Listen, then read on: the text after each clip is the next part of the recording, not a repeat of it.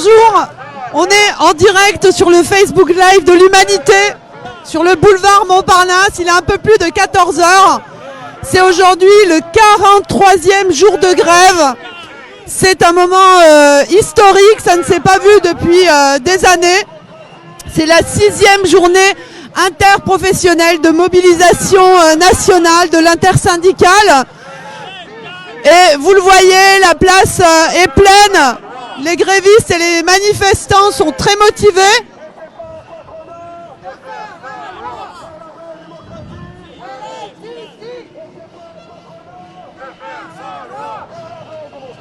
Bonjour Benoît. Alors, c'est le 43e jour de grève. Comment vous vivez ce moment à la fois historique et comment vous vous organisez au quotidien ? Bah nous, on est toujours aussi déterminés, hein, même au 43e jour, ça change rien. Moi, ce qui me fait chaud au cœur, c'est de voir que même après plus d'un mois de mobilisation, il y a des secteurs qui nous rejoignent encore aujourd'hui. Là, on a croisé des raffineurs, on a croisé des lycéens qui commencent à se mobiliser aussi, à s'organiser. Donc voilà, on est plein d'espoir pour la suite, quoi. Et concrètement, c'est quoi la vie d'un gréviste ? Après 43 jours de grève, on n'en parle jamais, on l'entend jamais dans les médias. Comment vous organisez vos journées financièrement ? Comment vous en sortez ? Bah, comment on s'organise généralement ? Bon, c'est vrai que là, on commence à fatiguer un petit peu après 43 jours, mais en gros, on est sur les piquets de grève depuis 6 h du matin, quasiment tous les jours, nous sur Austerlitz. Il y a des camarades de la RATP qui sont sur leur piquet de grève depuis 4 heures, encore bien plus tôt. Donc voilà, et puis on se retrouve en assemblée générale tous les jours pour faire le point, pour décider des actions. Voilà, faire le point sur la situation, décider des revendications également. Voilà. Et comment vous faites pour vous en sortir financièrement, pour payer les factures, le loyer Enfin, comment ça se passe après 43 jours de pas rentrer de salaire, quoi ? Ouais, bah c'est sûr que le plus gros des retenues, elles se feront sur la paye du mois de janvier. Donc pour le moment, on les a pas encore eues, mais bon, ça nous a laissé le temps de remplir les caisses de solidarité. Hein. Il y a des tas de gens qui nous soutiennent, qui versent de l'argent, parfois même des gens qui ont eux-mêmes très peu d'argent, qui donnent 5 euros, 10 euros. Voilà, ce qui fait que nous, sur chaque manifestation, on arrive à récolter plusieurs centaines d'euros, rien que pour la gare d'Austerlitz. Plus tous les gens qui donnent en ligne, toutes les cagnottes qui peuvent exister. Bon, bah, voilà, au final, c'est sûr que ça ne compensera pas la perte de tous les jours de grève, mais c'est au moins un soutien qui est important, quoi. Qu'est-ce que vous pensez de la phrase d'Édouard Philippe qui dit « La grève à la RATP et à la SNCF n'a que trop duré ». Bah, ça, c'est son point de vue. Ouais. C'est lui qui a trop duré, son gouvernement, c'est Macron, c'est eux qui ont trop duré et qui doivent dégager maintenant. Commencer d'abord par retirer leurs réformes et ensuite par dégager, quoi. D'accord. Qu'est-ce qui fait votre détermination à tenir autant de jours, autant de semaines ? Ça s'est pas vu depuis des années, c'est historique. Comment Non, je crois que ça s'explique assez simplement. On est parti dans cette grève-là et pour une fois, on n'était pas tout seul en grève, quoi. Il y avait les copains de la RATP qui sont en grève depuis le 5 décembre. Dans l'éducation nationale, dans un certain nombre d'établissements, la grève est reconduite aussi. Je crois que c'est ça qui nous fait tenir, qui fait qu'on tient aussi longtemps. Puis maintenant, on se dit, bah, après tout ce qu'on a fait, on va pas lâcher maintenant, quoi. Ça serait trop con, on n'a plus le choix, donc il faut continuer et mettre toutes les forces dans la bataille, quoi. Merci beaucoup, Benoît. De rien, merci. Merci. Donc en direct, Benoît Cheminot de Austerlitz, voilà, qui vient de nous livrer son témoignage, sa détermination pour le retrait, puisqu'aujourd'hui, ils n'ont rien à perdre après 43 jours de grève, je le disais, c'est historique dans le mouvement salarial. Donc on est en direct du Facebook Live de l'Humanité. À la 6e journée interprofessionnelle de mobilisation nationale.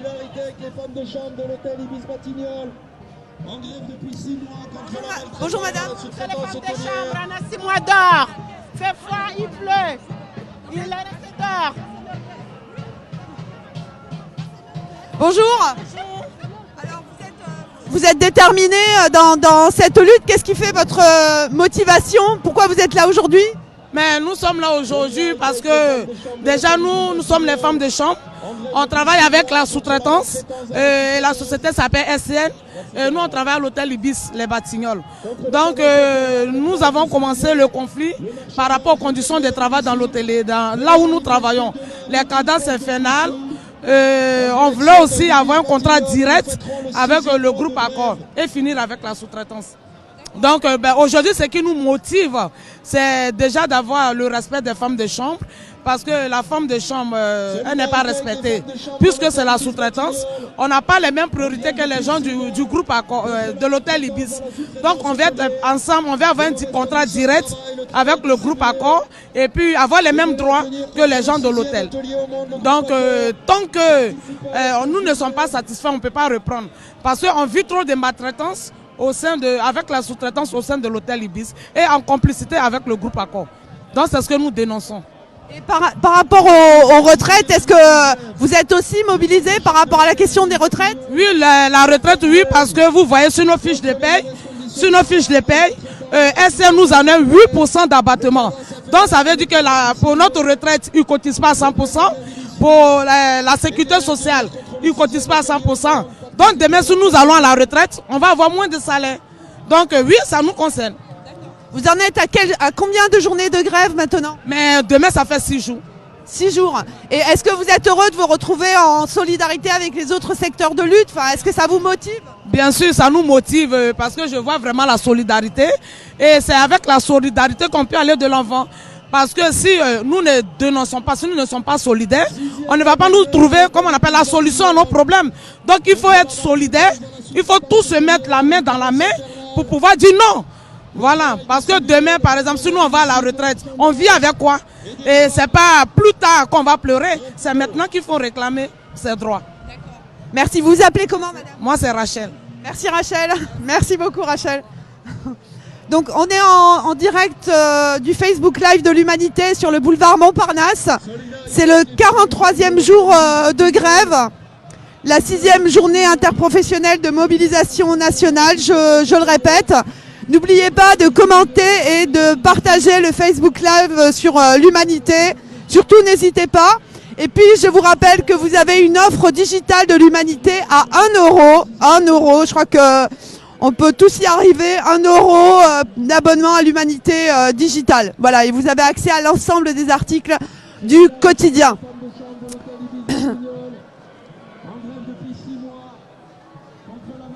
Bonjour. Est-ce que vous pouvez nous dire qu'est-ce qui vous mobilise aujourd'hui? Pourquoi vous êtes là? Oula, j'ai envie de dire contre la réforme des retraites et beaucoup plus, mais... C'est quoi ce beaucoup plus? Bah disons, ce beaucoup plus, c'est que c'est un ras-le-bol général. C'est la réforme des retraites, mais un mois avant, c'était par rapport au chômage, aux allocations chômage. Moi, je suis un stit, et au printemps, c'était contre la loi Blanquer. C'est un gros truc pêle-mêle, plein de choses. En fait, on se prend plein de trucs dans la gueule. Et ça, la liste est longue. Ça, on va s'en prendre plein d'autres dans la gueule. Donc là, ce qu'on montre, c'est qu'on n'est pas prêt de se laisser faire. Et que voilà, que là, le monde du travail, il est ressorti. Et on est en train de reconstruire quelque chose qu'on voyait plus depuis longtemps. Et ça fait plaisir, quoi. Ça fait vraiment plaisir. Et quoi qu'il se passe, tout ce qu'on fait actuellement, on le gagne en fait. C'est plein de choses qu'on construit, c'est des liens avec des cheminots, avec des gens de la RATP. C'est du durable, quoi. C'est du durable. Et vous-même, est-ce que vous êtes en grève là en ce moment? Oui. Depuis combien de temps? Alors, depuis le début, mais pas tous les jours. Là, moi, cette semaine, c'est 3 jours. La semaine dernière, c'est 3 jours. On essaie de faire un maximum de dates et puis de construire. Une grève, ça se construit. Et donc, on essaie les plus petites journées d'aller voir d'autres secteurs et d'étendre la grève. On a été à Amazon la semaine dernière. Et en fait, on a rencontré des gens. On voyait pas beaucoup de travailleurs à ce moment-là qui sortaient, qui entraient. On s'est dit peut-être qu'on n'a pas les bons horaires. Et en fait, après j'ai appris qu'on avait fait un contact à l'intérieur et qu'en fait, à l'intérieur de la boîte, c'était le branle-bas de combat. On avait bien les bons horaires, mais c'est juste qu'en fait la direction, tous les cadres étaient hors d'eux en fait. Ils faisaient un maximum de pression pour pas que les travailleurs ils puissent sortir, ou sinon ils les faisaient sortir un par un pour pas qu'il y ait de rencontres avec nous. Et parce que voilà, ils ont peur, la révolte elle est contagieuse, et donc voilà, ils avaient peur en fait qu'on les contamine, quoi. Et du coup ils sont pas sortis. Et ça prouve avec ce genre de choses, il faudrait, si on faisait 10 fois, 1000 fois ce genre de choses, en fait là on arriverait à construire quelque chose de beaucoup plus gros. Et que là on serait voilà, on avancerait vers la victoire, quoi. Qu'est-ce que vous pensez de la réforme Blanquer et des propositions qui ont été faites? Les nouvelles, c'est des cacahuètes, quoi. C'est des cacahuètes. Là, c'est marrant parce qu'il a tout de suite parlé des salaires, alors que là, on se mobilise pour les retraites, ce qui prouve qu'ils ont quand même bien conscience que c'est beaucoup plus général que ça. Et voilà, le calcul qu'il faisait, je sais pas, ça faisait genre même pas 30 €, c'est 30 € brut. 34 €. Mais brut, c'est ça. Voilà, moi le calcul que j'avais fait avec les simulateurs, c'était entre 700 et 800 € brut, autour de 500 et quelques euros net. Voilà, c'est ridicule par mois, quoi. Quelle est votre votre détermination? Vous pensez que vous allez continuer Ça dépend pas que de nous, en fait, hein. Enfin, je veux dire pas que de moi, ça dépend de quelque chose de beaucoup plus global. En tout cas, ce qui est sûr, c'est que là, on va continuer un certain temps pour prolonger avec ceux qui ont envie de continuer. Et mais comment? On voit plus loin, en fait. Ça, c'est la première manche. On sait pas, il y a des autres manches, il y en aura d'autres. On les prépare, quoi. Avec ce qu'on fait actuellement, on les prépare. Et comment ça se passe avec vos collègues concrètement dans l'établissement, au niveau des échanges, même de votre vécu tous les jours de gréviste, vous le vivez comment? Comment je le vis, moi, très bien, hein. C'est toujours enthousiasmant, une grève. On s'organise beaucoup. Alors moi, donc c'est une école, hein, dans un arrondissement, donc on s'organise par arrondissement. Certains jours, on se réunit localement avec le secondaire aussi, donc on crée des liens pas juste primaires. Ça faisait longtemps que voilà, c'était pas créé aussi, pas juste primaire, pas juste secondaire. Et puis après, on se réunit aussi au niveau du département, enfin 75, quoi. Des journées comme aujourd'hui, les plus grosses journées. Et puis après, on essaie d'aller à d'autres AG, de faire venir d'autres travailleurs à nos AG, et puis aller voir sur les repiquets, d'aller faire des actions avec eux, faire des diffusions de tracts. C'est beaucoup ça qu'on fait. On a été à l'hôpital Bichat la semaine dernière. On a été dans la rue aussi pas mal, à la rencontre, et tout ce qu'on mesure, c'est du soutien, quoi. Et qu'est-ce qui vous paraît nouveau dans cette lutte qui est quand même historique? 43 jours de grève, 6e journée interpro de mobilisation nationale. Est-ce qu'il y a quelque chose qui vous apparaît comme nouveau, comme inédit, comme... Tout le monde le dit que c'est historique, même les médias, donc visiblement ça l'est, hein. Moi, de ce que j'entends surtout, c'est que là, la nouveauté, une grosse nouveauté, c'est que c'est pas corporatiste. C'est tout le monde qui est concerné, c'est tous les travailleurs, le public, le privé. C'est pas nous les profs, c'est pas nous les cheminots qui faisons valoir nos revendications à nous. C'est le sentiment que on est tous ensemble et que c'est que comme ça qu'on peut gagner tous ensemble et qu'on n'a pas intérêt à se diviser entre nous. Et pour moi, c'est ça qui me fait vraiment la force de ce mouvement. Comme la même manière qu'ils disaient 75, 85, les dates de naissance. Et en fait, les cheminots, les RATP, ils sont pas laissés diviser dessus. Ils ont dit non, on veut pas être la génération qui va sacrifier nos enfants. Et voilà, ça, c'est plein de choses comme ça qui font du bien, en fait. D'accord, merci beaucoup. De rien, merci à vous. Manu. Merci Manu. Voilà, on est en direct du boulevard Montparnasse dans la manifestation parisienne. Vous l'entendez, vous le voyez, les gens sont déterminés, sont joyeux. L'ambiance est bon enfant, mais les manifestants et les manifestantes sont déterminés, ils se rencontrent, ils se parlent, les secteurs entre eux dialoguent. Il fait beau, on a de la chance, on n'enviera pas les Marseillais pour une fois. On est donc au 43e jour de grève, c'est historique, ça ne s'est pas vu depuis des années, c'est la 6e journée interprofessionnelle. Décidément, les mots d'Édouard Philippe selon lesquels la grève à la RATP et à la SNCF n'a que trop duré n'ont manifestement pas été entendus. Et l'idée selon laquelle les Français ne comprendraient pas la réforme, comme le disait récemment Macron à Pau, ne marche pas non plus. Je crois qu'ils ont très bien compris. Ils le montrent encore aujourd'hui par leur détermination à faire grève. Et du reste, Ils sont soutenus par 60% des Français et des Françaises qui sont encore favorables au mouvement. 67% sont inquiets des conséquences du projet Macron, Berger et BlackRock. C'est dire que c'est 88% de Français qui sont contre le projet. Qui sont contre le projet de cette réforme. 13. Hein? Bonjour. Bonjour. Alors, qu'est-ce qui fait que vous êtes aujourd'hui ici Alors, je vous demandais quel support de presse vous représentez. Alors, on est le journal L'Humanité. On fait Facebook Live. Voilà, on est en direct sur Facebook et on interviewe les manifestants. Vous nous demandiez pourquoi on était là. Bah, bien entendu, pour se battre contre la casse des retraites, parce qu'on peut pas appeler ça autrement, mais pas seulement pour ça, parce que de toute façon c'est une casse générale qu'on a eue sous Monsieur Hollande aussi et son ministre des Finances Emmanuel Macron. On a eu la loi El Khomri, c'est-à-dire la casse du code du travail, qui ne s'est appelée comme ça que parce que Monsieur Valls voulait pas qu'on l'appelle la loi Macron parce que les deux étaient jaloux l'un de l'autre, mais c'est la même racaille, c'est le même panier de crabes. Donc on a fait les 14 manifs contre la loi El Khomri et là on fait toutes celles qu'on peut contre la casse des retraites. Et vous-même, vous vous appelez comment? Patrick. Vous avez quel âge, Patrick? 74. 74, donc vous êtes déjà à la retraite. Oui. Et pourtant, vous êtes solidaire. Vous êtes solidaire. Je suis solidaire parce qu'il ne faut pas que les gens qui sont à la retraite se disent « Oh, moi je suis à l'abri ». Dans le rapport Delevoye, il est écrit que notre retraite sera garantie au moment où on la transforme en retraite à points. Mais on aura aussi une retraite à points. Et donc, chaque année, au moment du vote du budget, eh bien, on perdra. Bon, il faut que les gens le sachent.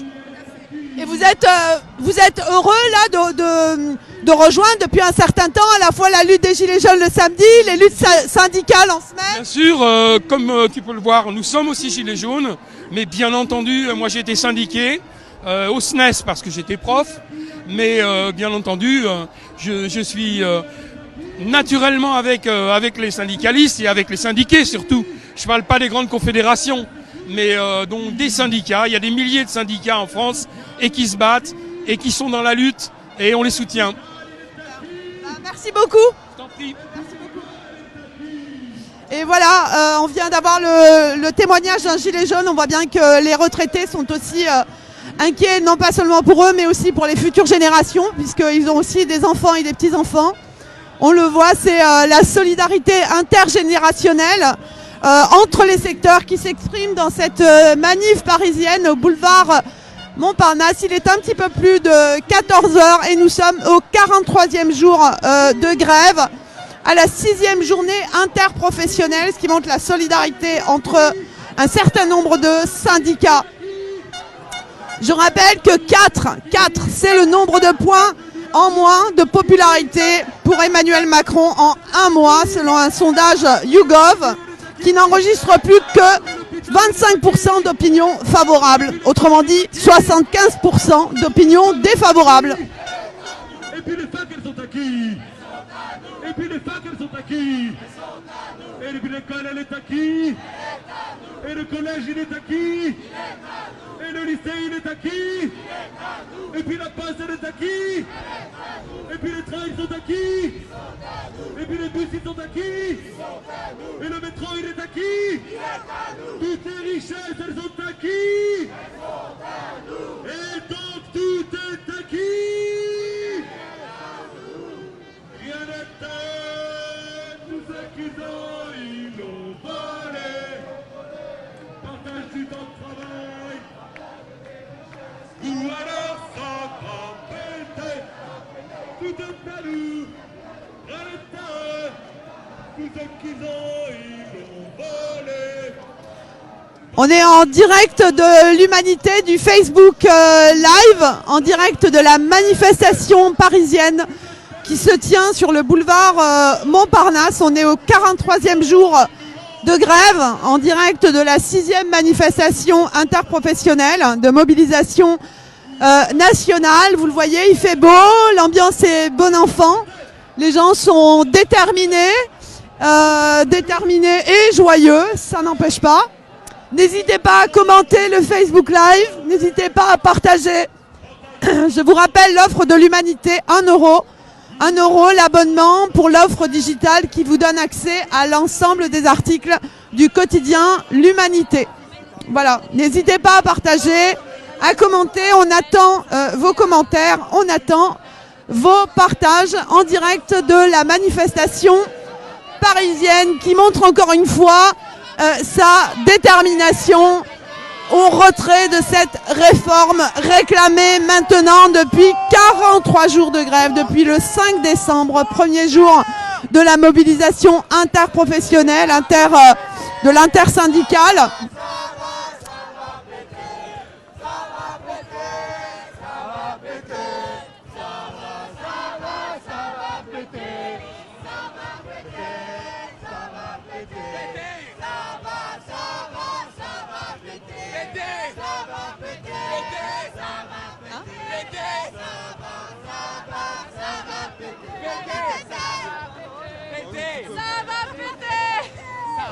Alors ça va péter. C'est quoi comme chaîne? C'est quoi comme chaîne? C'est l'Humanité. On est en direct du Facebook Live l'Humanité.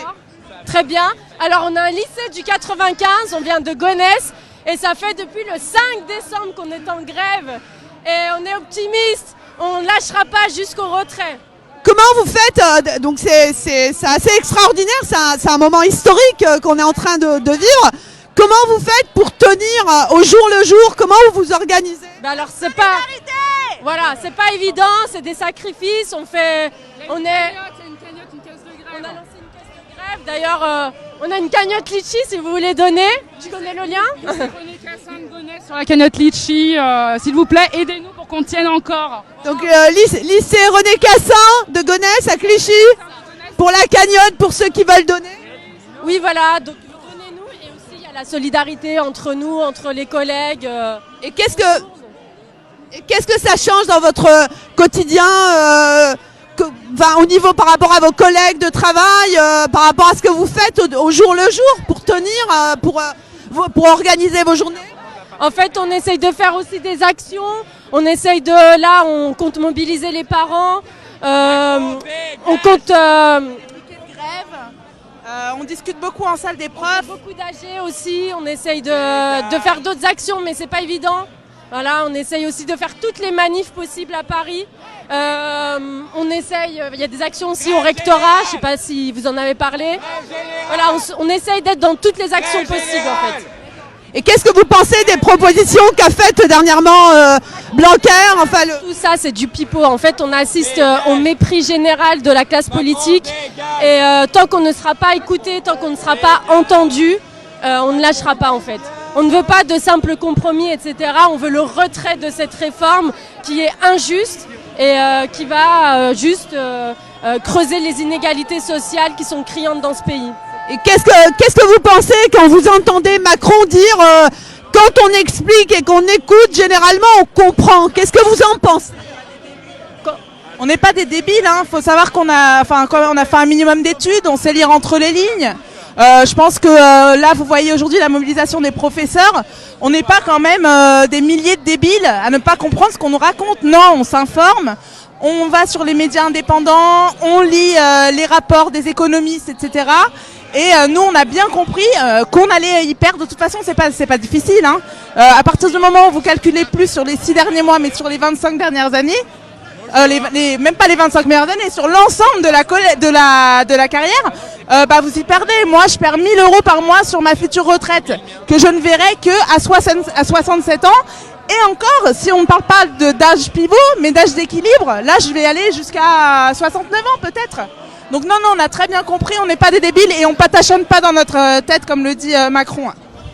Et après 43 jours de grève, qu'est-ce qui fait votre détermination? Je veux dire, ce qui vous permet de continuer, votre moteur? Mais ce qui nous motive, c'est de voir tous ces gens qui pensent exactement la même chose, qui sont aussi méfiants par rapport aux médias mainstream, qui vont dans le sens du gouvernement et qui relayent que les informations du gouvernement. Mais quand on va dans la rue, on se rend bien compte que toutes les classes sociales, enfin surtout les plus précaires et tous les corps professionnels, on est tous concernés et on est tous d'accord. Donc ça motive. On se dit, voilà, c'est ça la France. il y a une solidarité, il faut qu'on soit écouté. Qu'est-ce qui est nouveau pour vous dans ce moment historique qu'on traverse? Qu'est-ce que vous voyez que vous ne voyez pas d'habitude? Le dialogue, enfin moi je prends pas beaucoup l'RER parce que je suis très éloignée, mais je l'ai pris une fois et j'ai parlé avec des gens de tous bords. Il y a un dialogue qui se crée, même dans la salle des profs. On discute entre nous, alors ça crée des tensions aussi, mais ça remet le débat politique aussi au centre de la salle des profs, quelque chose qui s'était perdu, puisque justement là on cherche à parler politique, c'est un peu un gros mot, hein, on nous met une loi d'exemplarité, la loi école de la confiance qui met au premier article que les profs doivent être exemplaires, et donc on essaie de tuer la parole politique, le débat politique, et en fait on se rend compte que là on arrive à en parler entre nous et à interroger les gens sur ce qui se passe au niveau politique. Donc il y a ça aussi qui est très important dans ce mouvement, c'est qu'on remet la politique au centre du débat, des discussions, et notamment dans nos professions, et là moi je me sens beaucoup plus utile. Et je sens que ma mission, elle a un but beaucoup plus que quand on me dit d'évaluer des compétences et de préparer mes élèves à être des petits ouvriers mal payés, vous voyez. Et vous savez qu'il y a 60% des Français qui soutiennent le mouvement. Par rapport à vous, à vos élèves, vos parents, est-ce que vous avez des retours par rapport à votre engagement à cette lutte? Alors des discussions, du peu de discussions qu'on peut avoir parce qu'on n'est pas en classe en ce moment, mais les élèves viennent nous voir en salle des profs, nous disent qu'ils nous soutiennent, qu'ils se sentent pas citoyens. Ça c'est assez nouveau, hein. Moi mes élèves m'ont dit je peux pas aller manifester parce que je suis pas citoyen. Donc il y a quand même une image de la jeunesse qui est à re-questionner aussi. Mais ils nous soutiennent, les parents sont inquiets évidemment parce que notamment les premières épreuves Blanquer arrivent. Donc ils sont inquiets, mais les retours qu'on a, c'est on est dans le même bateau, on vous soutient, on a une caisse de grève qui est alimentée, les parents participent quand ils passent devant nous, enfin on sent un soutien général quand même s'il y a une inquiétude. D'accord. Merci beaucoup. Merci à vous. Merci. C'est le journal L'Humanité. On est en direct du Facebook Live L'Humanité. Bravo l'Humanité, bravo l'Humanité. On est là. Même si Macron ne veut pas, nous on est là. Pour l'honneur des travailleurs et pour un monde meilleur. Même si Macron ne veut pas, nous on est là. On est là. On est là. Même si Macron ne veut pas, nous on est là. Pour l'honneur des travailleurs et pour un monde meilleur. Même si Macron ne veut pas, nous on est là. On est là. On est là. Même si Macron ne veut pas, nous on est là. Pour l'honneur des travailleurs et pour un monde meilleur. Même si Macron ne veut pas, nous on est là. On est là. On est là. Même si Macron ne veut pas, nous on est là. On est là. Pour l'honneur des travailleurs et pour un monde meilleur. Même si Macron ne veut pas, nous on est là. On est là.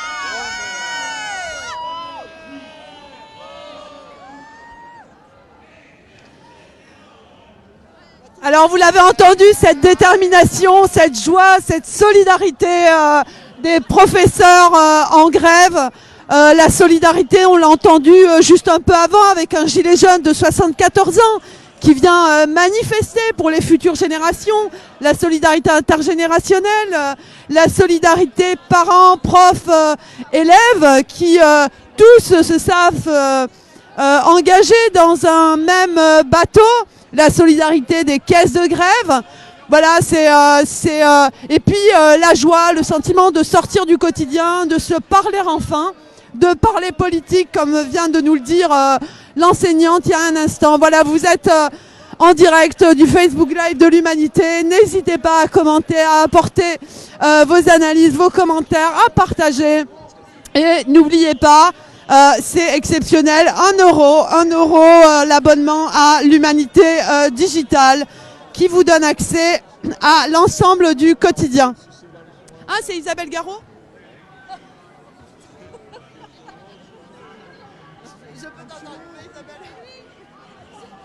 Bonjour. Bon. Je suis incapable de dire des choses sensées comme ça là. Mais 2 mots, pourquoi tu es là et pourquoi tu soutiens ? Pourquoi je suis là et pourquoi je soutiens ? Eh ben, je suis là avec les collègues du lycée Chaptal. On est très mobilisés depuis une semaine à peu près. On a fait dans le quartier pas mal d'actions avec les cheminots de Saint-Lazare. Et là, aujourd'hui, on est plus de 40 personnels du lycée en grève à être venus dans la manifestation. Et avec l'idée que ça va certainement continuer ensuite. Et nous, on est très partants pour continuer des actions dans les moments qui viennent. Isabelle Garot, en tant qu'enseignante et philosophe, qu'est-ce que tu penses de quand Macron dit, quand on explique et qu'on écoute, généralement on comprend. Enfin, la philosophe que tu es, elle répond quoi? Que certains ont du mal. Donc là, je ne crois pas du tout que ce soit un problème, comme on dit, de pédagogie. Hein. C'est un mot un petit peu à la mode chez les politiques. C'est vraiment délibérément une manière de nous imposer des choix sous prétexte de mauvaise compréhension de certains et de supériorité intellectuelle des autres, mais c'est vraiment une plaisanterie de très mauvais goût. Il ne s'agit pas de ça, il s'agit de choix politiques. Et là, ce sont des choix politiques vraiment destructeurs qui sont en train de saccager tout un modèle social. Et au-delà de la réforme des retraites, c'est contre ça qu'on est tous en train de se battre.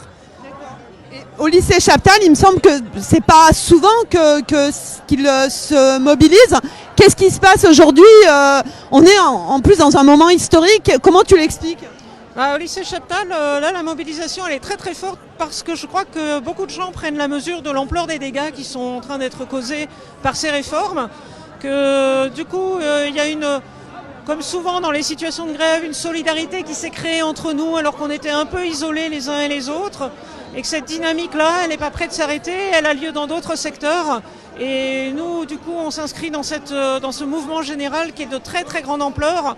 On est en contact avec d'autres lycées, mais aussi avec d'autres secteurs professionnels et on est très impressionné par le nombre d'actions qu'il y a partout en ce moment. Donc voilà, Chaptal, c'est un élément parmi d'autres et c'est vrai que nous, on est très actifs et on va continuer à l'être, je pense. Et en tant que gréviste, vous tenez comment? Vous organisez comment vos journées, votre emploi du temps? Ça se passe comment? Alors c'est ce qu'on appelle une grève active. Donc on participe à des assemblées interprofessionnelles dans le quartier. On fait le tour des établissements aussi pour essayer de mobiliser les établissements qui le sont moins que le nôtre. Écoles, collèges, lycées qui sont aux alentours. Il y en a beaucoup dans le quartier. On participe, on a organisé une caisse de grève aussi pour aider les personnels qui sont les plus en difficulté. On fait de l'affichage, on tracte auprès de nos collègues, on discute avec tous les gens qu'on peut rencontrer. Bref, on est tout le temps en fait en train d'agir et c'est pas du tout une grève où chacun reste chez soi. Et du coup, c'est très enthousiasmant. C'est vraiment super. Et du coup, est-ce que vous avez réussi à mobiliser les parents? Enfin, est-ce que vous avez des retours des élèves? On a des contacts avec certains parents et on a des contacts aussi avec des élèves qui nous soutiennent. Voilà, et donc il y a aussi toutes sortes de petits réseaux, on va dire, qui se mettent en place de ce côté-là. Et c'est certainement amené à se développer aussi. Merci beaucoup Isabelle Garot. Merci.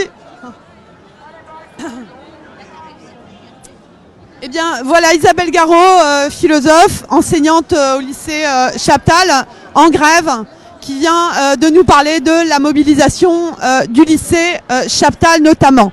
Nous sommes en direct de la manifestation parisienne sur le boulevard Montparnasse. Je le rappelle, c'est la 43e journée de grève. Ce mouvement est absolument historique. 6e journée de mobilisation nationale interprofessionnelle.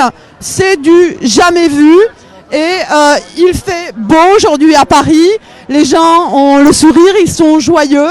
Comme nous le rappelaient les enseignants. Ils se parlent entre eux entre les jours de manif, ils discutent, la politique revient au centre dans la salle d'épreuves, autour de la machine à café, dans les actions de mobilisation. Voilà, on sent de la détermination auprès de nos manifestants.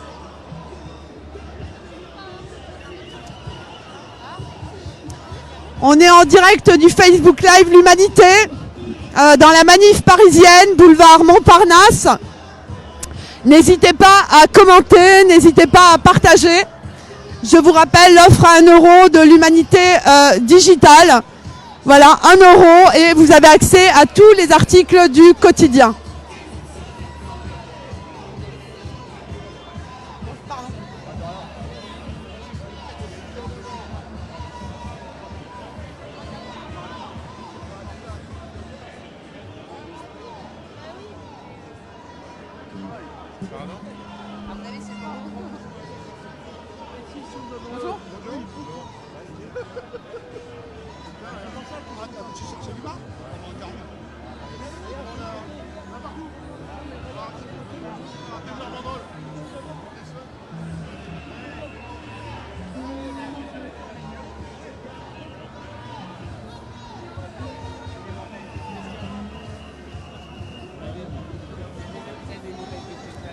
C'est le cortège de l'intersyndicale.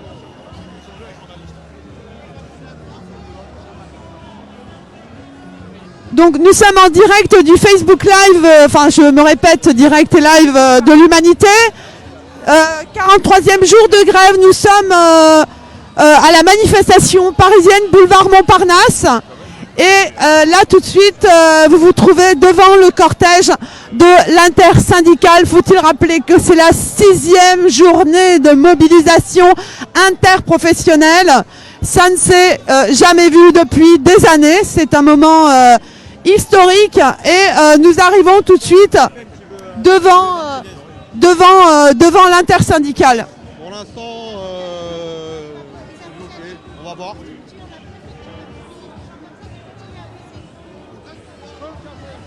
Ah, c'est qu'on peut pas passer.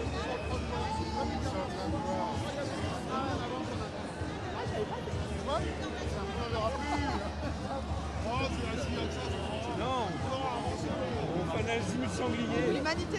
Ça va faire comme les dominos. Si tu pousses suite devant, il va pousser devant et ça va avancer.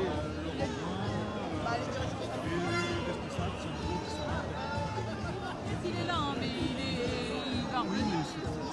Je vais répondre en attendant. Je vais juste voir avec l'attaché de presse si elle est d'accord. 6e journée de mobilisation intersyndicale à la manifestation parisienne boulevard Montparnasse. On est le jeudi 16 janvier. La place est noire de monde. Par là, par là, par là. Hop.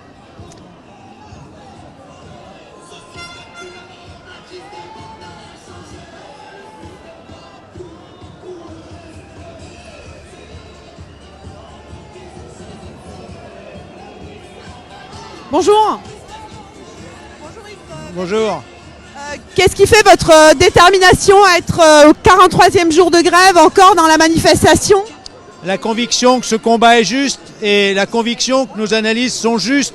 Nous n'avons eu de cesse pendant 2 ans et demi de concertation d'expliquer les raisons pour lesquelles ce régime unique par points était selon nous une très mauvaise idée, qu'il fallait la mettre de côté et revenir à la négociation dans le cadre du système actuel qui garantit aujourd'hui la retraite de tout un chacun dans de bonnes conditions. En général, le Premier ministre lui-même nous disait que nous avons en France 42 régimes qui garantissent globalement un bon niveau de retraite.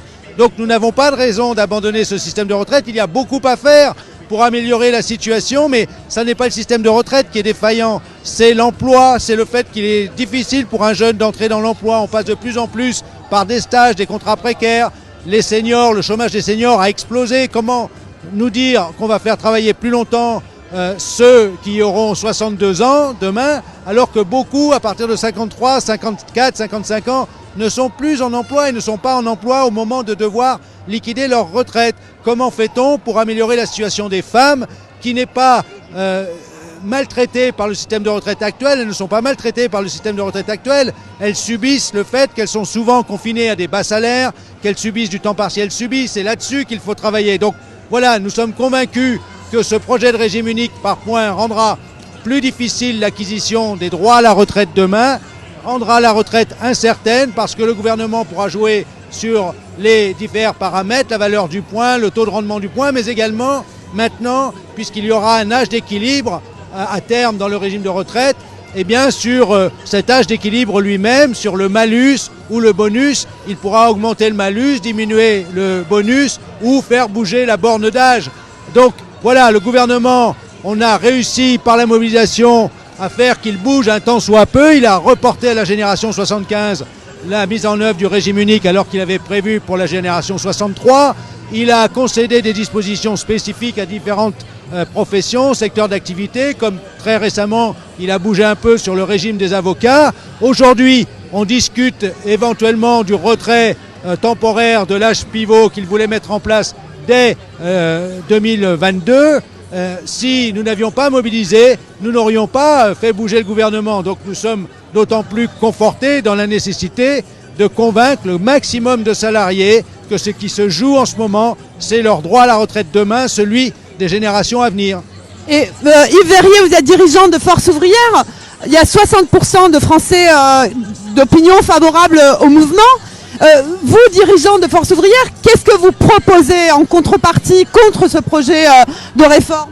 Eh bien, ce que nous proposons, c'est, je l'expliquais tout à l'heure, que l'on commence par améliorer la situation de l'emploi, parce que quand on nous parle de déséquilibre des retraites, ça n'est pas simplement une question d'espérance de vie, parce que c'est vrai qu'il y a moins d'actifs aujourd'hui par rapport au nombre de retraités et à la durée de la vie à la retraite, mais il ne faut pas oublier que quand on était 4 actifs pour un retraité, aujourd'hui 1,7 actifs pour un retraité, entre-temps la productivité du travail a beaucoup augmenté. Donc nous, ce que nous proposons, c'est qu'on améliore la situation de l'emploi dès l'entrée dans la vie active jusqu'au moment de l'âge légal de départ en retraite, et on améliorera de ce fait les recettes, les ressources des systèmes de protection sociale et donc de retraite d'une part, qu'on réoriente une partie des aides publiques qui vont aux entreprises, des allègements de cotisations, c'est de l'ordre de 140 milliards d'euros chaque année d'aides publiques aux entreprises, c'est presque la moitié de ce que représentent les prestations de retraite. Nous sommes persuadés qu'elles ne sont pas toutes, loin s'en faut, efficaces du point de vue de l'emploi, notamment les aides publiques qui vont vers les multinationales cotées en bourse. Eh bien, examinons la part qu'on pourrait réorienter à la recette, à la ressource des régimes de protection sociale, dont celui des retraites. Et encore une fois, si nous augmentions les salaires, les cotisations, eh bien on rééquilibrerait, c'est ce que le Conseil d'orientation des retraites a récemment expliqué encore dans un rapport que le gouvernement lui avait demandé sur l'équilibre des régimes de retraite à horizon 2030. 1% d'augmentation des cotisations permettrait de rééquilibrer les retraites à horizon 2030 et au-delà, on sait qu'elles se rééquilibreront naturellement. Et Yves Verrier, vous savez qu'on est au 43e jour de grève, c'est pas votre première grève, c'est un moment historique. Qu'est-ce qui explique ce niveau de mobilisation, ce niveau de détermination chez les grévistes d'après vous? Bien, ce qui l'explique, c'est que tout le monde a compris que la retraite, c'est une question majeure, essentielle, c'est quel sera notre droit à enfin se reposer après une longue vie active, parce que on ne le dit pas assez, mais c'est un rapport récent d'une institution statistique de l'État.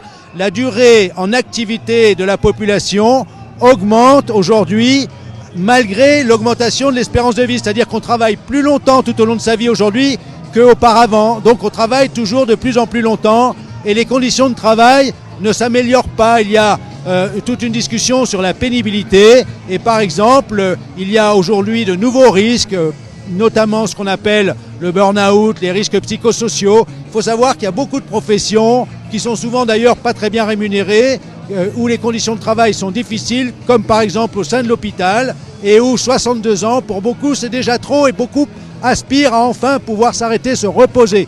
Et si l'espérance de vie augmente, il ne faut surtout pas oublier que c'est parce que, grâce au droit à la retraite, on n'est plus obligé aujourd'hui de s'épuiser jusqu'au bout.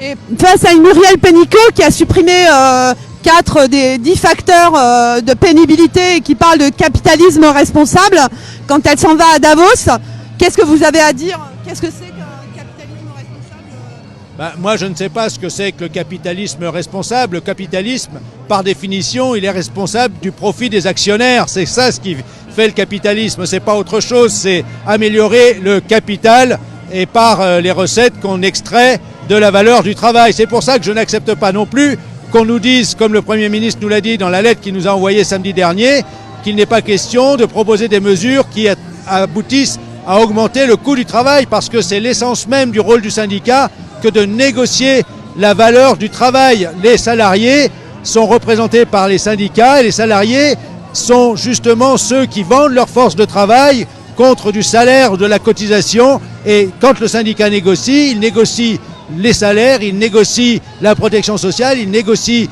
l'organisation du travail, le temps de travail, et tout cela, c'est le coût du travail. Et donc, voilà, face au capitalisme, le rôle des syndicats, il est de négocier justement le coût du travail et en général à la hausse pour améliorer le sort des salariés.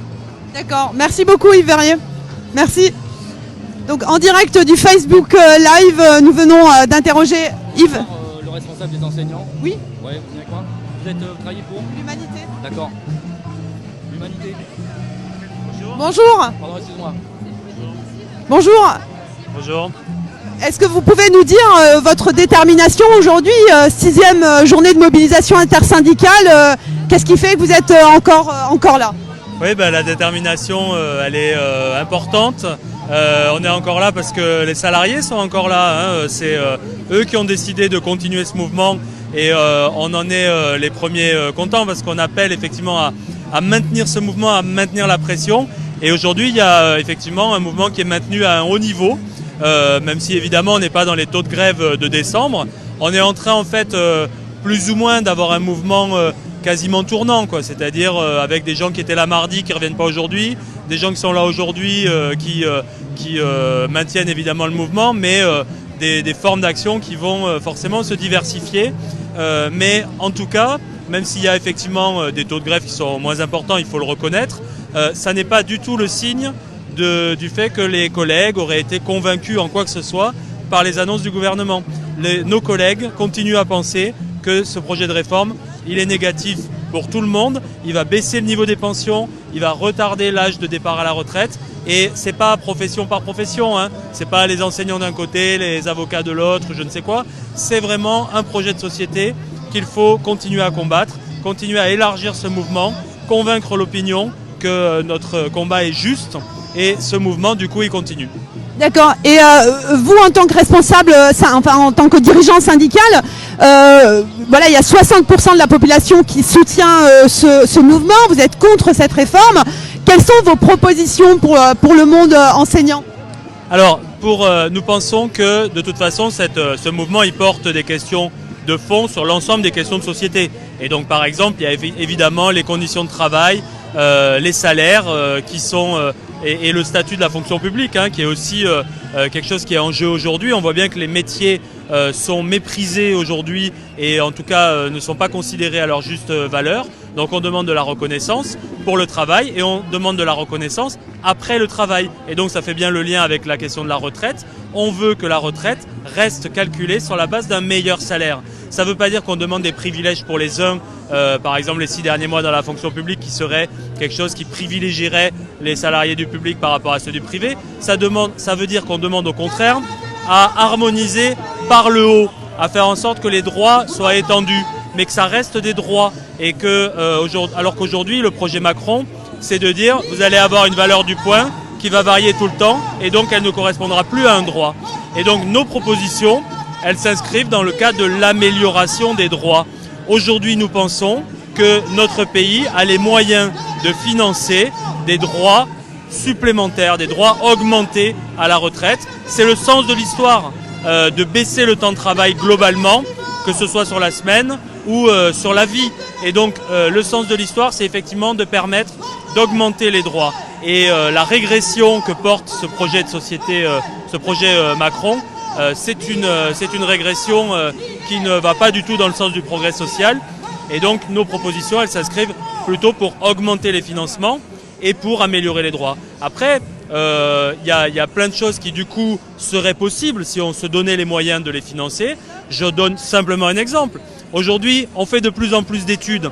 Est-ce que c'est bien ou est-ce que c'est pas bien? Bien sûr que c'est une bonne chose d'avoir élevé le niveau de qualification de la population. Et bien ça, il faut le reconnaître en donnant par exemple des droits aux étudiants pendant qu'ils font des études, des droits à retraite pour que le fait d'avoir fait des études permette de partir plus tôt, que ce soit une reconnaissance de ce qu'on apporte à la société quand on fait des études parce qu'on élève le niveau de tout le monde.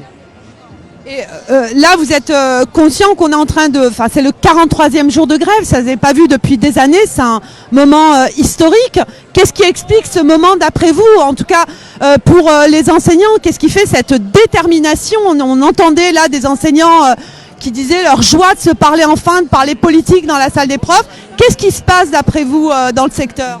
Il se passe quelque chose de très important, effectivement, qu'on n'avait pas vu depuis longtemps, à savoir vraiment une appropriation par un grand nombre, une appropriation par le grand nombre des questions très politiques de répartition des richesses, de droit à la retraite. Et donc ça, c'est tout à fait impressionnant de le constater. De fait, ça veut dire que il y a une lame de fond. Il y a quelque chose qui se cherche aussi, un mouvement qui se cherche, mais qui va durer. parce que c'est pas simplement un coup de colère ou une humeur comme ça qui passera. C'est quelque chose de beaucoup plus durable.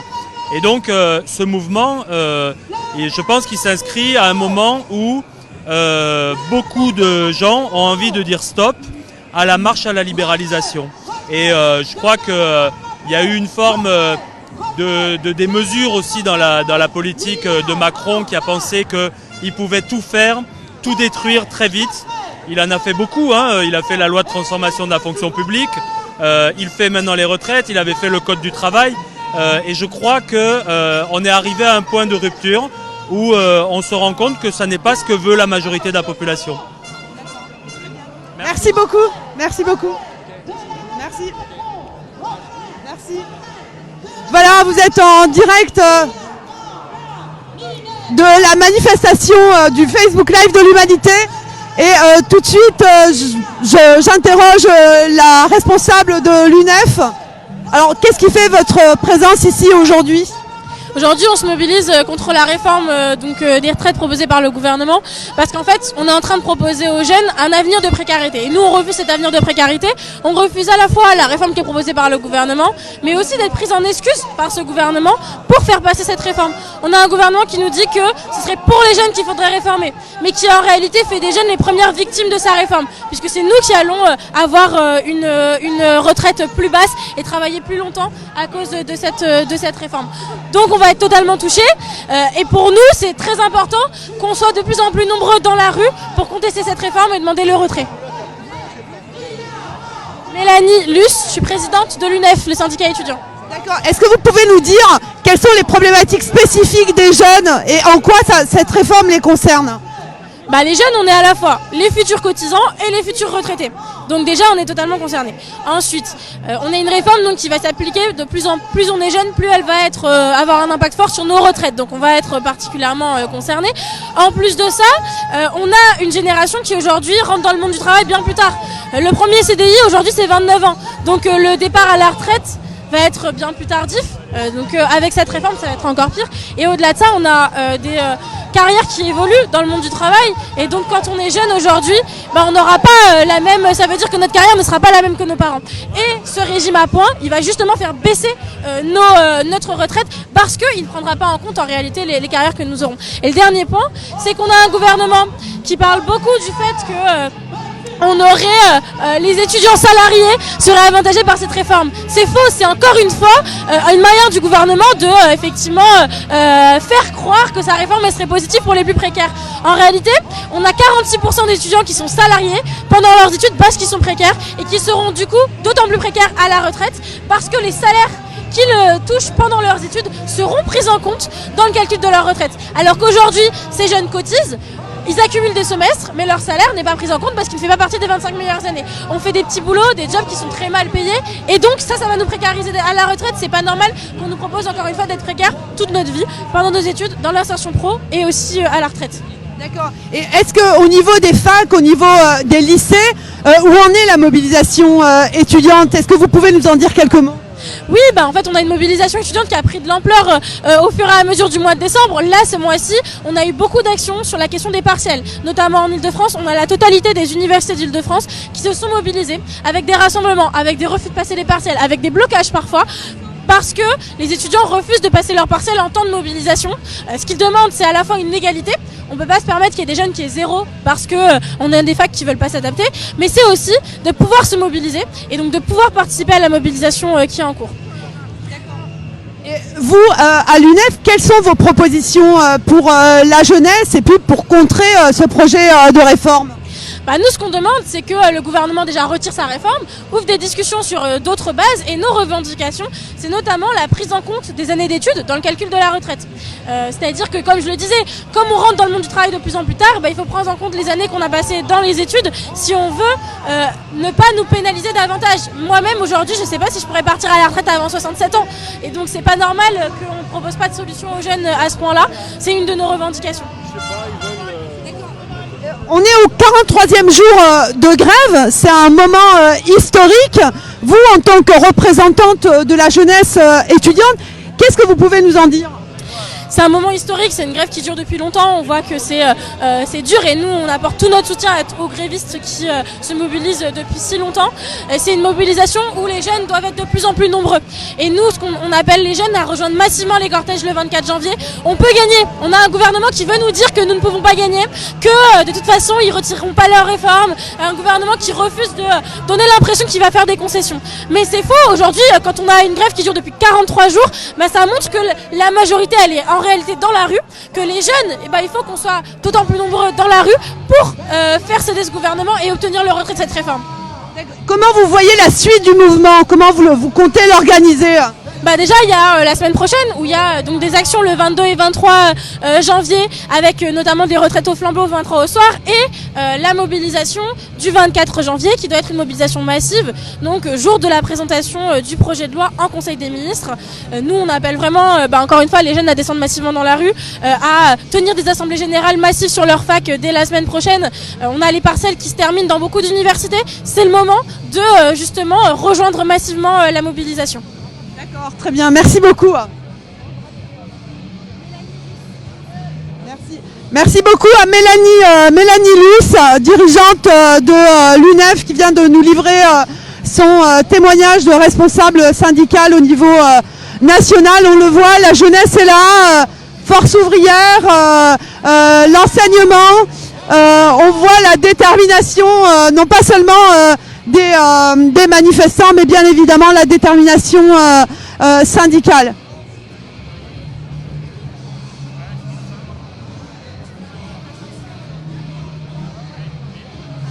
Donc nous sommes en direct du Facebook Live. N'hésitez pas à commenter, à partager. Nous sommes devant le cortège de l'intersyndical. Je rappelle que c'est le 43e jour de grève, c'est historique, on n'a pas vu ça depuis des années. 6e journée de mobilisation interprofessionnelle au niveau national. Vous le voyez devant vous, on a la CFE, CGC, Force ouvrière, Philippe Martinez et la CGT, la FSU, le SNES, l'UNEF et les avocats. Il faudrait qu'on interroge.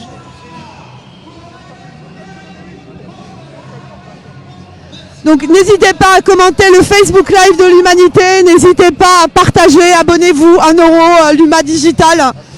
Bonjour. Est-ce que vous pouvez vous présenter? Oui, je suis David Vandervlies, je suis le secrétaire général du syndicat des avocats de France. D'accord. Qu'est-ce qui fait votre présence aujourd'hui dans la rue? Il semblait qu'on vous avait accordé quelques éléments. En fait, on nous a accordé ce qu'on nous avait déjà annoncé la semaine d'avant. Donc c'est absolument génial, on se mobilise massivement. On nous dit qu'on nous invite à négocier plutôt que de nous mobiliser. On dit ok, on se rencontre. Lundi, on voit la ministre. Lundi, la ministre nous dit en fait, j'ai pas de réponse tout de suite, mais on vous fera un courrier mercredi. On le reçoit jeudi. Et jeudi, on nous propose ce qu'on nous proposait déjà avant. Donc c'est vraiment se moquer du monde d'un bout à l'autre. Et du coup, vous, qu'est-ce qui fait votre opposition à cette réforme des retraites pour faire comprendre aux autres Français, aux autres secteurs, quelles sont vos revendications, votre colère? Nous, il y a les problématiques qui concernent tout le monde, qui est la problématique de la retraite par points. La retraite par points, c'est toute la carrière qui est prise en compte, y compris les plus mauvaises périodes. Et c'est un moment, on ne sait pas combien on aura la retraite, parce que tout dépendra du jour où on prendra notre retraite. Et puis après, il y a les problématiques spécifiques des avocats. Nous, les avocats, en fait, on est une caisse autonome. C'est pas un régime spécial, c'est un régime autonome. C'est-à-dire qu'on se finance intégralement. Et chaque année, on reverse 100 millions d'euros aux autres régimes de retraite au titre de la solidarité, parce qu'on a plus d'actifs que dans un certain nombre d'autres secteurs. Nous, on a un régime qui est très solidaire. C'est-à-dire qu'actuellement, tout avocat qui prend sa retraite a au minimum 1 400 euros. Donc c'est plus que les salariés du régime général qui sont à peu près à 960 ou 980 euros. Donc ça, c'est un effort qu'on fait pour permettre aux avocats qui font beaucoup d'AGI, qui font beaucoup de défense, des gens du quotidien qui n'ont pas beaucoup de revenus, d'avoir une retraite correcte. Et là, on veut nous casser ce minimum-là en nous l'abaissant à 1 000 euros. Et deuxièmement, on veut nous doubler nos cotisations pour qu'on passe à 28% de cotisation au lieu de 14%. Et ça veut dire la mort de tout un tas de petits cabinets qui défendent en droit du travail, qui défendent en droit des étrangers, qui défendent à l'aide juridictionnelle, parce que leurs clients ne peuvent pas se permettre de payer 14% de plus. Donc nous, c'est pour ça qu'on se mobilise spécifiquement sur la question des avocats. Donc là, on a une mobilisation qui est absolument massive. Ça fait 2 semaines que tous les barreaux de France, les 164 barreaux, sont en grève. Et il y a des actions absolument partout. Des actions où les avocats lancent leur robe, comme ça a été fait devant la ministre. Des actions au tribunal de grande instance, au palais de justice de Paris pendant la rentrée solennelle de la Cour de cassation. Je pense que vous avez vu ces images. Dans la salle des pas perdus. Cette mêlée avec les gendarmes qui essayent de nous mettre dehors de notre propre palais, ce qui est quand même invraisemblable. Vous avez hier, au tribunal de grande instance de Bobigny, les avocats qui occupent le palais de justice, ce qui est absolument inédit. Vous avez à Marseille 300 demandes de mise en liberté qui ont été déposées. Et vous avez à Paris les comparutions immédiates qui ont été complètement bloquées parce que les avocats ont fait une grève du zèle, ont mené la défense que tous les justiciables qui passent en comparution immédiate devraient avoir et que ce ne soit pas l'abattage qu'on a tous les jours. Et nous, on compte continuer pour montrer que les tribunaux ne sont pas capables de fonctionner si les avocats sont là à se mobiliser et qu'à un moment, la ministre doit nous entendre. Et puis, je voudrais terminer juste sur un point. Moi, je n'arrête pas d'entendre la ministre dire qu'il faut qu'on prenne nos responsabilités, qu'il faut qu'on arrête la mobilisation, qu'il faut savoir terminer une grève. Et moi, j'ai envie de dire que c'est le gouvernement qui doit prendre ses responsabilités. On a un mouvement qui dure depuis plus d'un mois et demi, où toute la société est mobilisée. Vous avez les salariés du privé, les salariés du public, vous avez les étudiants, vous avez les avocats, vous avez les professions libérales, vous avez les infirmiers, les médecins. Bref, vous avez tout le monde, tout ce qui fait une société. Vous avez un soutien massif de la population et le gouvernement continue, comme si de rien n'était. Aujourd'hui, je pense qu'il doit entendre cette colère, il doit entendre la majorité et il doit retirer sa réforme. Et je voudrais ajouter, c'est pas souvent qu'on voit des hommes de loi dans la rue manifestant avec des gestes symboliques extrêmement forts et comme vous l'avez dit, inédits. Qu'est-ce qui explique ce moment, puisque manifestement il est historique, qu'est-ce qui fait ce soulèvement des hommes de loi Ce qui fait ce soulèvement, c'est que déjà, il y en a qui défendent simplement leur possibilité d'exister demain. Parce qu'il y a des cabinets qui concrètement vont être obligés de mettre la clé sous la porte.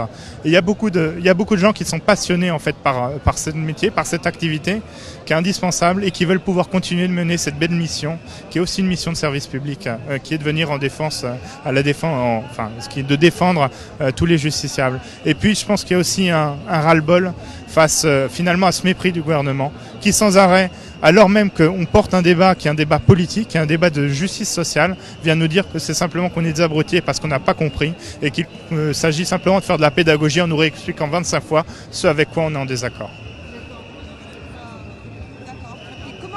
Comment vous comptez vous organiser dans la suite ? On va voir. C'est-à-dire que vendredi, il y a une nouvelle réunion du Conseil national des barreaux, une nouvelle AG, qui déterminera la façon dont ça va se poursuivre. Nous, on compte porter la poursuite de la grève et on va porter aussi la diversification de tous les moyens d'action, des actions de grève symbolique, des actions de mobilisation, des actions de blocage et puis des actions coup de poing comme on peut le faire un peu partout. Et notamment, une piste qui est envisagée, c'est des recours pour engager la responsabilité de l'État face au dysfonctionnement de la justice. Si tous les avocats de France se mettaient à faire des recours pour tous les délais déraisonnables de jugement, on pourrait à la fois avoir un effet symbolique, dénoncer le dysfonctionnement, dénoncer le manque de moyens, saturer les greffes, et puis en même temps faire en sorte que l'État soit condamné à indemniser ce qu'il devrait indemniser, tout simplement parce qu'il ne met pas suffisamment de moyens dans la justice. Merci beaucoup. On vient d'écouter le témoignage du responsable du syndicat des avocats de France. On le voit là aussi dans ce secteur. Les hommes de loi sont déterminés à se faire entendre, à faire entendre leurs revendications. Nous sommes devant l'intersyndicale, le 43e jour de grève. Les manifestants, les syndicalistes, les gilets jaunes, les enseignants, les cheminots, la RATP, les travailleurs sociaux, les retraités, les femmes, les jeunes sont tous ici déterminés à se faire entendre par ce gouvernement. On est en direct de l'Humanité, de Facebook Humanité. N'hésitez pas à commenter, n'hésitez pas à partager, à commenter, à vous abonner à l'Humanité pour seulement 1 euro l'abonnement digital qui vous donne accès à l'ensemble des articles du quotidien. On est en direct du boulevard Montparnasse à Paris pour la 6e journée de mobilisation nationale intersyndicale. Vous le voyez, nous avons le cortège de l'intersyndicale avec Yves Verrier de Force Ouvrière, Philippe Martinez, la FSU, l'UNEF, le syndicat des avocats de France. Ils sont tous ici et toutes ici rassemblés devant nous, la main dans la main, déterminés à se faire entendre par ce gouvernement qui manifestement fait la sourde oreille.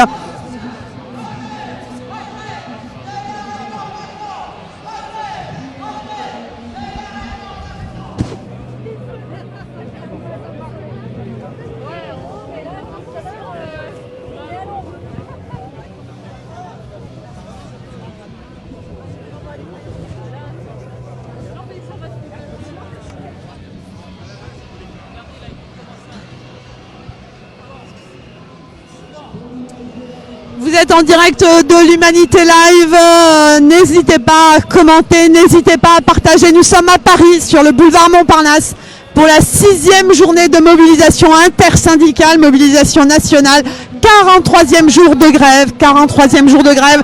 C'est historique ce qui est en train de se passer, avec une joie qui se dégage du cortège, une détermination chez les manifestantes et les manifestants, une détermination à la lutte et au retrait de ce projet, une détermination à la solidarité. On n'est pas là juste pour notre secteur ou pour notre corpus, on est là pour tout le monde. Bonjour Philippe Martinez, pourquoi vous êtes là aujourd'hui? Qu'est-ce qui fait votre détermination après 43 jours de grève? On est là pour la même chose qu'hier.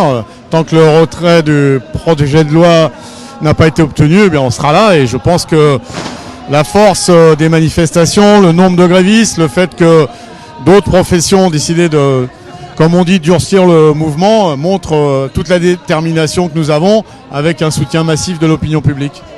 Alors la RATP et la SNCF ont été un peu l'avant-garde en tout cas, mais aujourd'hui on a le sentiment que ça s'élargit à d'autres secteurs, on sent une solidarité interprofessionnelle au-delà de l'intersyndicale. Qu'est-ce que vous pouvez en dire? Effectivement, il y en a qui sont reconductibles à la RATP et à la SNCF depuis le 5 décembre.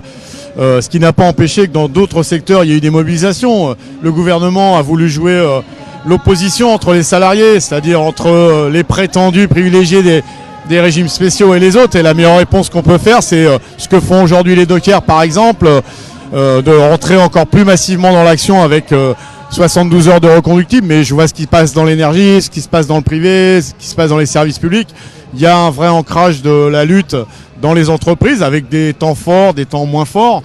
Mais quand on est encore là 42 jours ou 44, je ne sais même plus, 43, j'étais pas loin, après le début du mouvement, et qu'on a toujours une opinion publique très majoritairement en soutien avec ce mouvement, je crois que le président de la République, qui est censé être le président de tous les Français, devrait un peu écouter les Français. Et vous, dirigeant de la CGT, qu'est-ce que vous proposez, qu'est-ce que vous mettez en avant? On refuse ce projet, mais il y a aussi des propositions sur la table. Nous, la différence du gouvernement, ce qu'on propose, c'est simple et compréhensible. C'est le partage des richesses. C'est-à-dire qu'on est dans un pays riche où, tout le monde le sait, les plus grandes entreprises multiplient les profits. Le CAC 40 a augmenté de plus 28%. Nous, ce qu'on propose, c'est que cette richesse, elle soit partagée. La première chose à faire, c'est d'augmenter les salaires. Parce que quand on augmente les salaires, eh bien, automatiquement, les cotisations sociales augmentent. Ce qu'on propose, c'est de revoir l'utilité des exonérations de cotisations sociales patronales, parce qu'on voit bien qu'ils ont eu beaucoup de cadeaux, et je ne parle même pas des aides ou de la fraude fiscale. Eh bien, cet argent, il sert à rien, sinon à enrichir ceux qui ont déjà beaucoup. Je pense que nous, on propose de taxer les produits financiers, les transactions financières, parce que cet argent-là, il ne sert pas à la solidarité. Voilà quelques mesures simples, évidemment, qui ne plaît pas au MEDEF, mais j'allais dire, soit M. Macron est le président du MEDEF, soit il est le président des Français, et il vise la solidarité de tous les Français. D'accord. Vous, Monsieur Martinez, vous avez l'habitude des grèves et de la lutte, c'est pas votre première. On est au 43e jour de grève, c'est historique. Qu'est-ce qui se passe en ce moment? Je crois que le fait que cette grève dure si longtemps, qu'elle soit historique, on peut trouver plein de qualificatifs, c'est bien le résultat de mois et de mois de mécontentement qui ont grandi, qui se sont parfois traduits par des actions dans certains secteurs. Je pense à la santé, je pense aux gilets jaunes aussi. Mais on voit bien que cette colère qu'on dénonce depuis des mois et des mois, maintenant elle est cimentée autour d'un projet qui concerne tous les Français, qu'ils soient actifs, retraités ou encore à l'école. C'est un genre de ras-le-bol général qui se manifeste, c'est le cas de le dire, contre ce projet de réforme des retraites. On a entendu beaucoup de gens qui ont envie de se syndiquer, qui ont envie de se renseigner sur leurs droits. Est-ce que vous avez des remontées d'un intérêt nouveau pour la lutte syndicale, pour l'organisation? Oui, on n'arrive pas à tout recenser, mais je crois que depuis le 5 décembre, on a fait quelque chose comme 4000 adhésions nouvelles dans tous les secteurs, des gens qui viennent nous demander comment on fait pour se syndiquer, comment on fait pour créer son syndicat. Et je pense que c'est le reflet aussi du besoin contrairement à la théorie des premiers de cordée, de besoin de retrouver du collectif, d'agir ensemble et puis de ne pas se laisser faire. On voit bien dans ce genre de mouvement l'utilité des syndicats qui contestent, mais qui proposent des alternatives plutôt que de subir. Est-ce que vous pouvez nous dire quelles sont les suites de la lutte? Pour l'instant, l'intersyndicale a décidé de remettre le couvert, si je puis dire, la semaine prochaine, avec une échéance importante. C'est normalement, s'il est partirait avant, l'examen du projet de loi par le Conseil des ministres. Voilà les objectifs à très court terme. Mais on est déterminés et tous ceux que je croise sont tout aussi déterminés. Merci beaucoup, monsieur Martinez. Merci. Donc, en direct de l'intersyndicale, devant l'ensemble des dirigeants et des dirigeantes syndicaux rassemblés devant nous.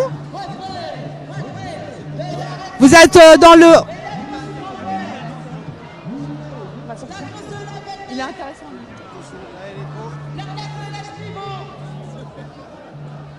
En direct du Facebook Live de l'Humanité. N'hésitez pas à commenter, à partager. Nous avons passé un grand moment avec les dirigeants syndicaux, toujours déterminés, toujours dans la rue, toujours à demander le retrait et à être force de proposition pour peu que ce gouvernement veuille bien tendre un petit peu l'oreille. N'hésitez pas à commenter ce Facebook Live de l'Humanité en direct de la manifestation parisienne sur le boulevard Montparnasse. On arrive maintenant à Vavin, ça avance très lentement, c'est noir de monde, mais noir de joie et noir de détermination des manifestants et des manifestantes. De nombreux témoignages d'enseignants, d'un gilet jaune de 74 ans retraité, mais qui est là pour les futures générations, d'enseignants qui se parlent enfin de politique dans la salle des profs.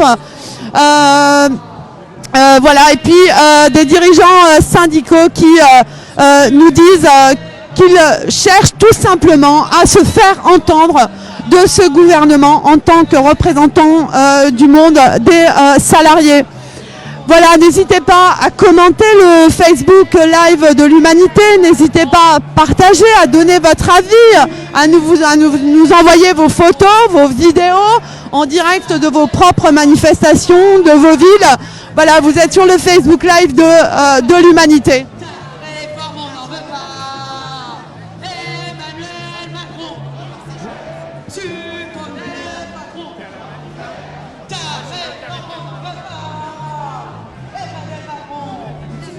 Donc en direct, toujours devant l'intersyndicale, vous voyez on avance très lentement, toute l'intersyndicale est là, unie, main dans la main, déterminée à se faire entendre par ce gouvernement. On est sur le Facebook Live de l'Humanité, n'hésitez pas à commenter, n'hésitez pas à partager, on est au 43e jour de grève.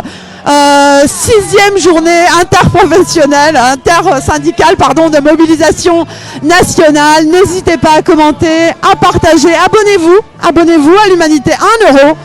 1 euro l'abonnement à l'Humanité, je crois que on peut se le permettre et vous aurez un accès complet à l'ensemble des articles du quotidien. Voilà, n'hésitez pas à partager, à commenter. Vous êtes en direct de la manifestation parisienne qui se tient en ce moment sur le boulevard Montparnasse. Nous sommes face à l'intersyndicale. Nous venons d'écouter là tout de suite le témoignage de Philippe Martinez qui rappelle la détermination de l'intersyndicale à se faire entendre par ce gouvernement. 43 jours de grève, vous avez entendu les témoignages des enseignants, des cheminots d'Austerlitz qui nous racontaient comment ils s'organisent avec les caisses de grève au quotidien, avec leurs familles, mais aussi les espaces politiques que ça ouvre, d'échanges, de dialogue entre eux, de solidarité.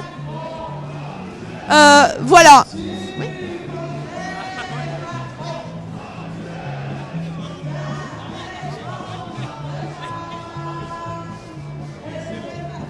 Monsieur Omeril.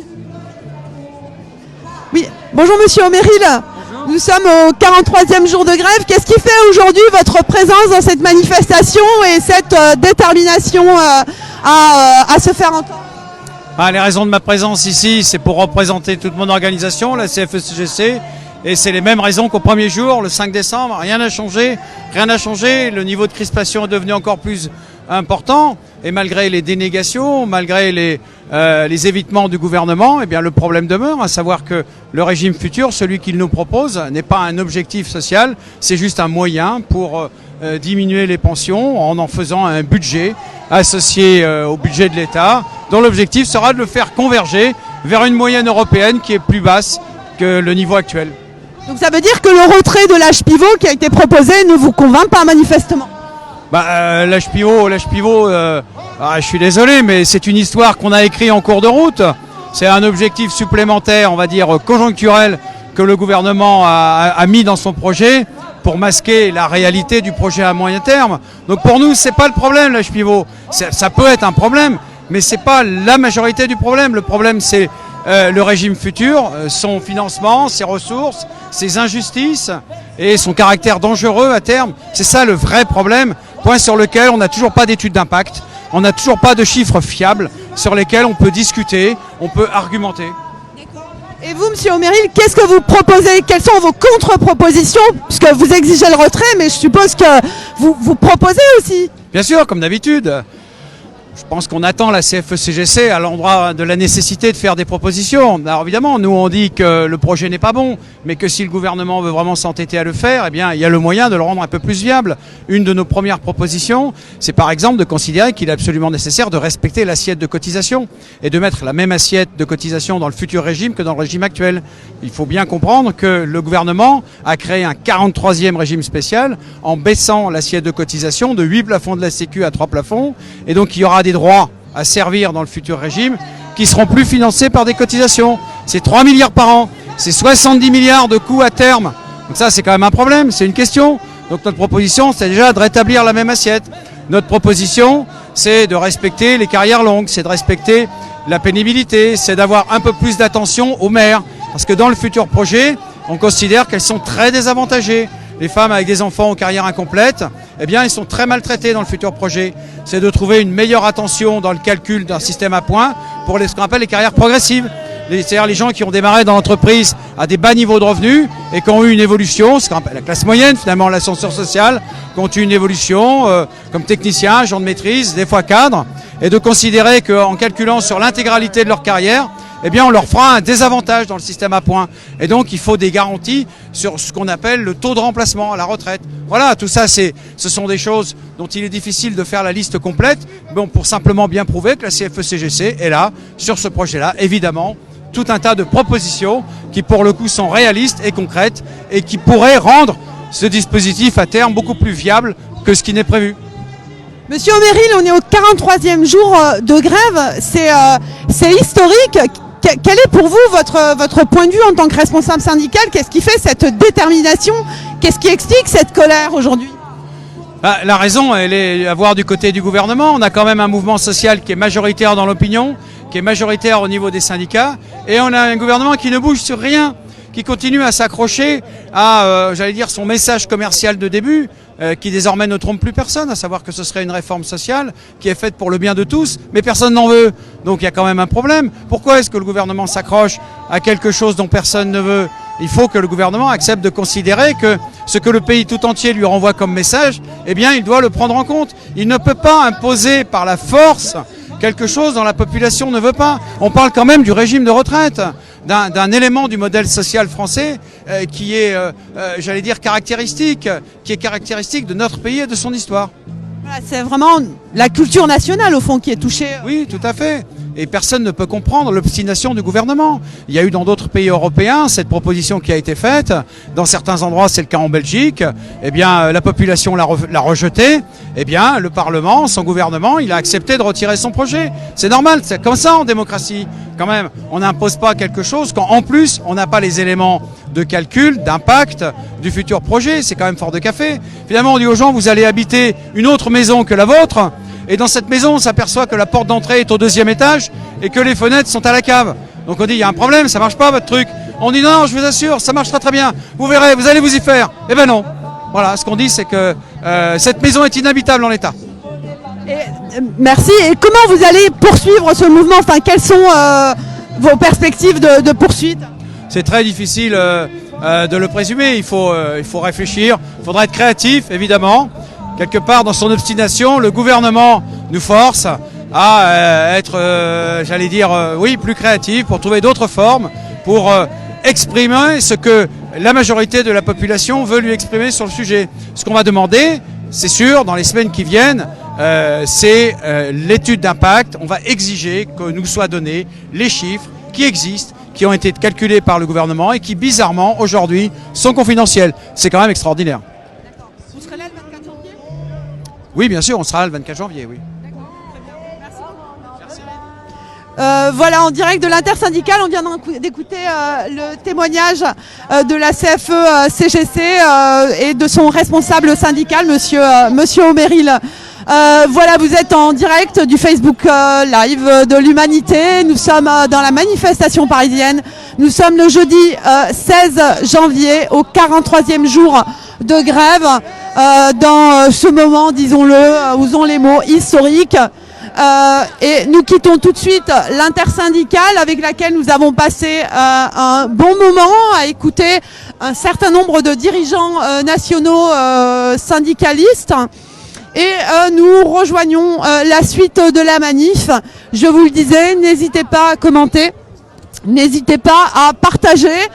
Je vous le rappelle, l'Humanité est à 1 €. Vous pouvez vous abonner à l'Huma Digital, 1 € qui vous donne accès à l'ensemble des articles du quotidien. Voilà, n'hésitez pas à commenter, à mettre vos images, vos avis, vos opinions, votre colère, vos joies. Ici, il fait beau à Paris et c'est de la joie et de la détermination que l'on voit s'exprimer sur le boulevard Montparnasse à Paris aujourd'hui. Aujourd'hui, 16 janvier, 43e jour de grève, un moment historique, 6e journée intersyndicale de mobilisation nationale. Nous avons eu le témoignage de gilets jaunes aux côtés de syndicalistes, des gilets jaunes de 74 ans qui disent leur solidarité intergénérationnelle, le témoignage de professeurs, le témoignage d'avocats qui, vous le savez, ont balancé leur robe, cet habit sacré de l'homme de loin, devant la ministre Belloubet.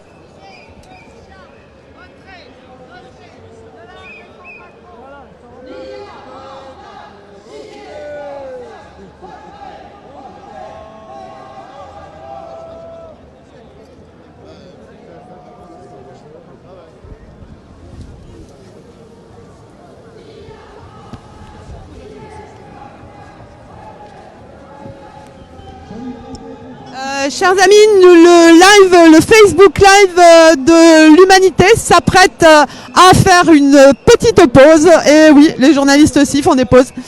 On reprendra tout de suite après. N'hésitez pas encore une fois à commenter, à partager avec vos amis, vos collègues l'Humanité sur la place boulevard Montparnasse à Paris aujourd'hui, 16 janvier, au 43e jour de grève, à la 6e journée intersyndicale de mobilisation nationale. La détermination et la joie de la lutte sont intactes. On a pu le constater et les manifestants ont pu allègrement en témoigner. Encore une fois, n'hésitez pas à commenter, à partager. Et je vous le rappelle, l'Humanité est à seulement 1 euro. 1 euro l'abonnement à l'Humanité digitale. Surtout, n'hésitez pas, faites-vous plaisir, rejoignez-nous à l'Humanité pour seulement 1 euro. Voilà, l'Humanité Live se met en pause pour quelques instants et nous vous retrouvons avec grand plaisir sur le Facebook Live de l'Humanité dans quelques instants. Encore une fois, n'hésitez pas à commenter, n'hésitez pas à partager. L'Humanité est sur la place. À tout de suite.